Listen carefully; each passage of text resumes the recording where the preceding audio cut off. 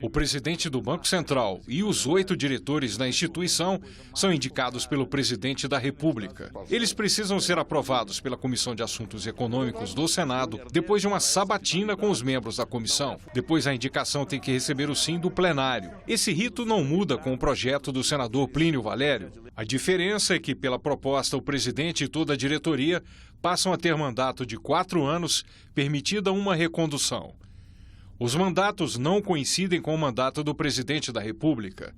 O do presidente do banco, por exemplo, começa no primeiro dia útil do 3º ano de mandato do chefe do executivo. A diretoria do banco pode ser exonerada por desempenho insuficiente. Nesse caso, o Conselho Monetário Nacional encaminha a proposta ao presidente da República, que a repassa ao Senado, onde tem de ser aprovada por maioria absoluta. A exoneração pode ocorrer também em caso de condenação por improbidade administrativa ou de crime que acarrete proibição de acesso a cargos públicos. O projeto estabelece ainda uma quarentena para o presidente e diretores do Banco Central.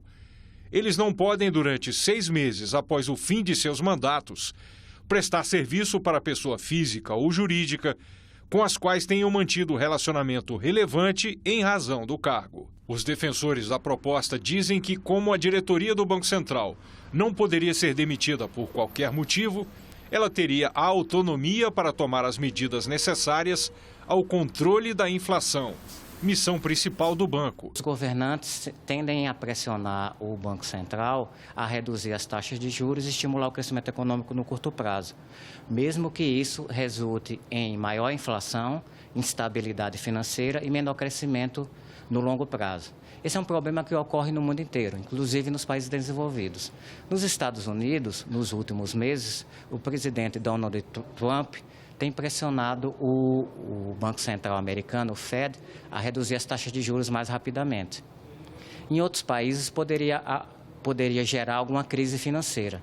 Lá nos Estados Unidos, não, porque o presidente do Fed está protegido. Ele não pode ser demitido antes do fim de seu mandato. A Comissão de Assuntos Econômicos chegou a discutir uma emenda do senador Eduardo Braga para incluir a preocupação com o crescimento econômico e a manutenção do nível de emprego.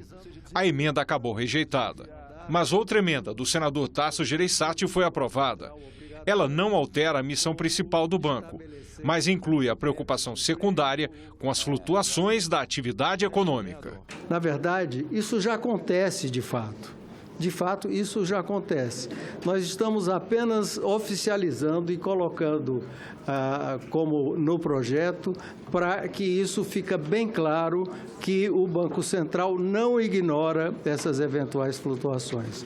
Portanto, nós mantemos o mandato único e, subsidiariamente, esta observação que o Banco Central tem que acompanhar.